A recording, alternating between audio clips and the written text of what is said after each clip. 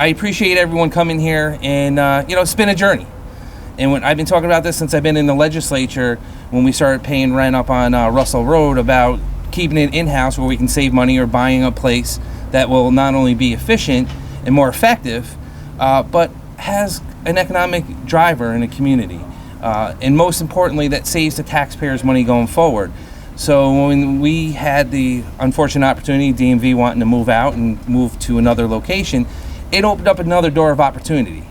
And it opened up a door of an opportunity to sit there and go, hey, we can move the BOE here, and we can house it internally and have more of an impact with voters, early voting, education sites, in a community with a bus line, and as you can see, plenty of parking for people to come down here to do the early voting, dropping off their absentee ballots, and giving them a facility that really they're entitled to have, the BOE, with a training room now they have, and they can do a lot of stuff in-house, having all the machines, having the machines not on extension cords, having them hardwired for the first time, having the sprinkler system, and doing all this in-house.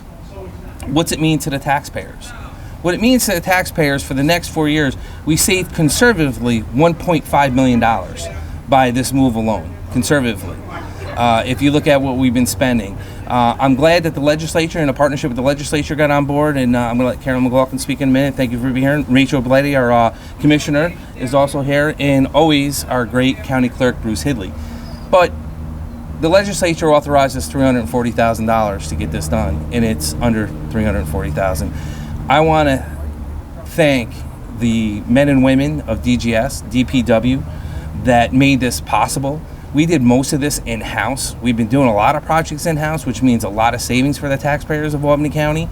It was made possible, again, by working together in a partnership. And a partnership in government means a variety of things. It means things get done.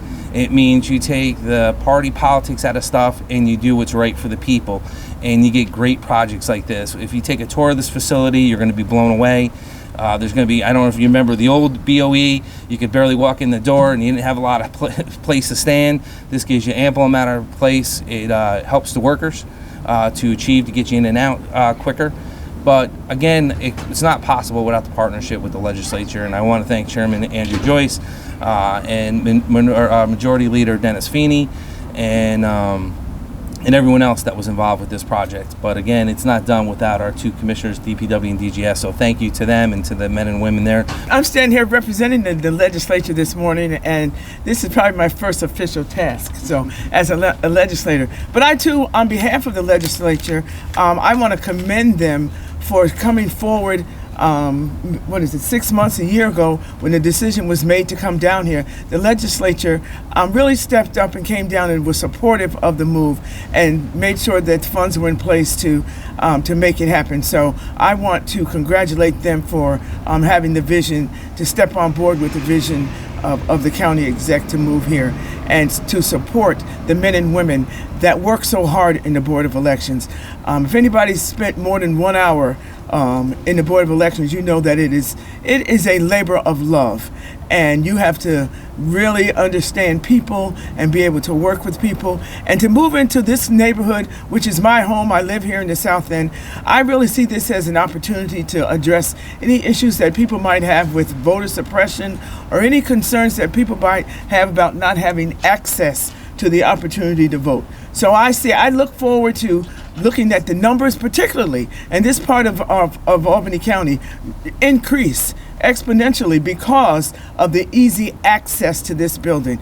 And I want the commissioners and the staff to know that I stand at the ready to help you to adjust to being in our historic South End of Albany. And I know that you too will grow to love it as much as we do. Thank you so much. First of all, I can't tell you how very excited I am about this new venture we're getting ready to embark upon. This building down here is finally going to accomplish some things that I think has been a long time coming. I also think it's going to be an example, not only to our surrounding counties, but to the rest of the state. When we talk about voter suppression, a lot of it has to do with access. Access to being able to not only learn how to vote, where to vote at, and especially now with the early voting, and being able to come to this building, the people in this neighborhood, it's going to change the way in which people vote. So this is our machine room. This is where we store all the voting machines that go out to every polling location. In addition to that, we also have our ballot printing operation in our room over there. Our ballot printing operation has been a huge success. Rather than outsource ballot printing, Albany County and the Board of Elections specifically became an in-house ballot printing operation. So we were able to save upwards probably of close to $1 million over the past several years just printing ballots in-house. We reduced the cost of per ballot, meaning each single piece of paper, from approximately 58 cents a piece to below 8 cents a piece. And so if you figure that we print hundreds of thousands of them, in some years we have 3 elections, you do the math, and eventually you can imagine that the cost savings for taxpayers are pretty extensive. So that's another area of pride that we have at the Board of Elections. Some of the new technology we rolled out this year includes ballot-on-demand printing at early voting locations. And in addition to that, we have electronic poll books, which you can see are somewhat stored over there.